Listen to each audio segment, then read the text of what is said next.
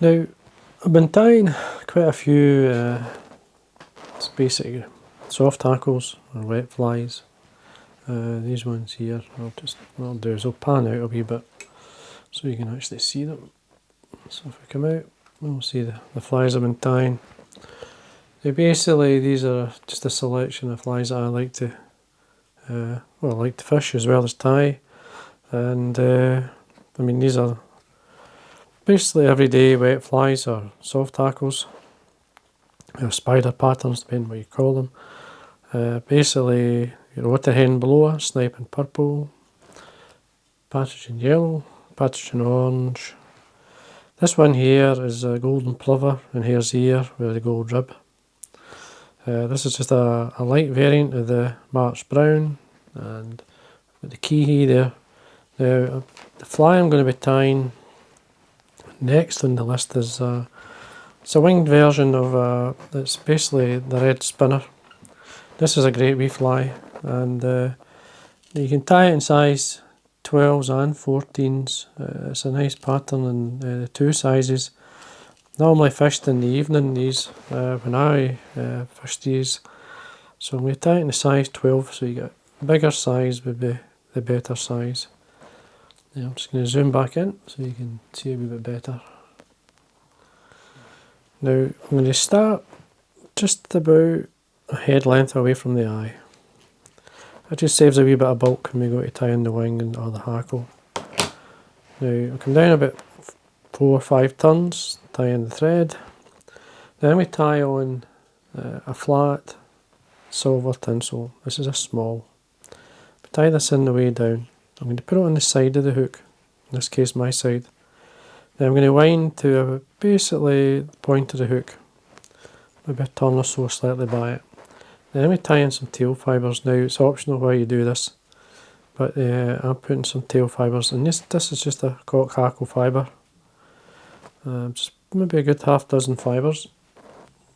Tie them on a reasonable length in the tail, at least the hook length. And then what we're going to do is come back up with the thread. The thread's the body, so we just work our way back up. Just going to trim away the excess. There we go. Make sure there's wax on the thread, and then we bring up the tinsel. A good 5 or so turns, and we tie it off a couple of turns, and I'm going to bring my thread back up and keep hold of the thread. I can then bend away and break off the tinsel. Just see where we are.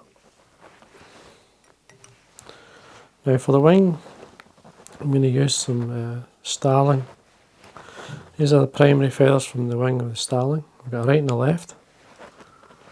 So basically what I'm going to do, I usually tear it off. Now it's a very fine fibre. Now once you start to fish it, it'll reduce by a good half. So just double up the kind of thickness of the wing you would expect to see in the fly. So we take it off, I'll just tear it, take it right and the left. Do the same on the other side. Bring it out. Happy with that. Tear it away. Now I'm going to basically tie them on with the front of the quill or the wings sitting out, so they're curving away from the body. And we tie them on top, just hold them.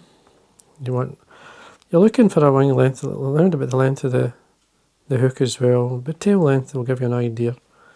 Tie that over the back. Then we pinch the thread and bring it between the fingers, forming that loop and tighten up.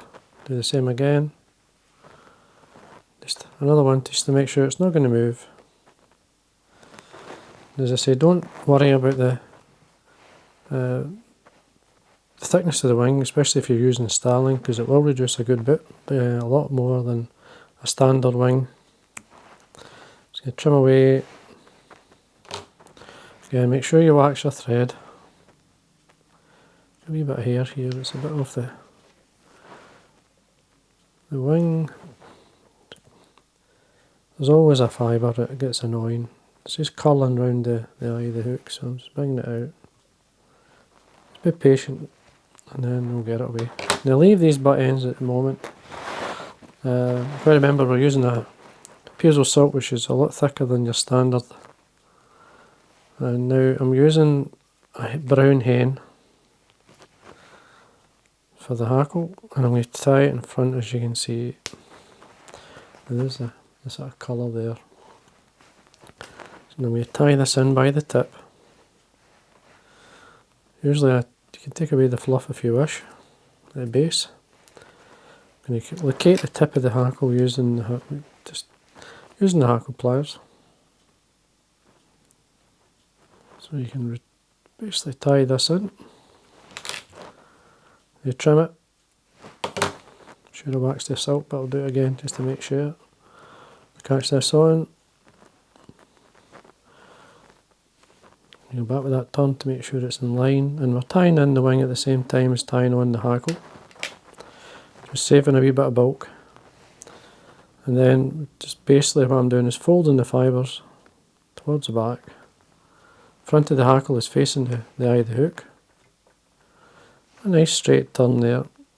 Now I'm going to use up the full hackle.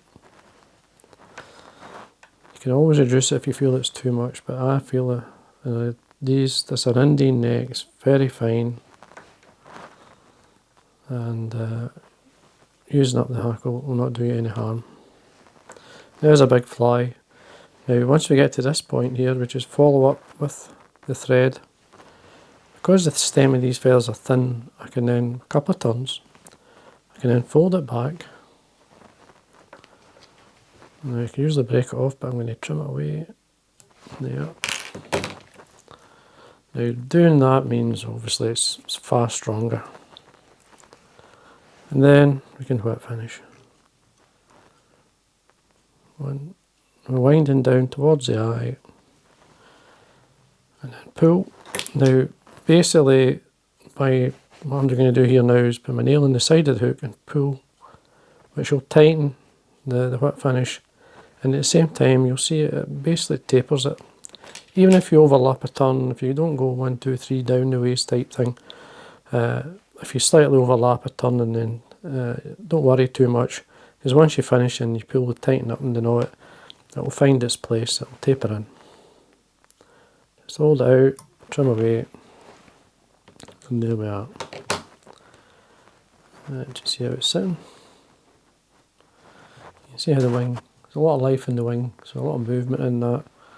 And then, you don't want to be too fussy, especially with Starling. It's a very fine fibre. It's very light, and colour suits this pattern. I'm just using the tip of this brush here. Just coat the head with the varnish. There we are. And that's the red spinner. There's a soft hacker or wet fly. So just make sure you clean the eye out. I'm just using a piece of wire. Make sure there's no varnish in the eye. There we are. You can do that again. Make sure. There we go. There we are. That's that finished. Now once you start to fish the fly, the wing will reduce a bit because it's very fine, but it's ideal. It's perfect for this type of fly. There's a lot of movement in it, especially with the wing curling away from the shank of the hook. Always one wing's slightly better than the other, but overall that's not too bad. Especially when you've got a thick wing, you're going to get like a fold or so sometimes. So don't worry about that. I mean, it's the way this one's sitting just now. To me, it's ideal for a fishing fly. Perfect. So anyway, I hope you enjoyed that. If you enjoy the videos, please subscribe. It does help. And thank you for watching.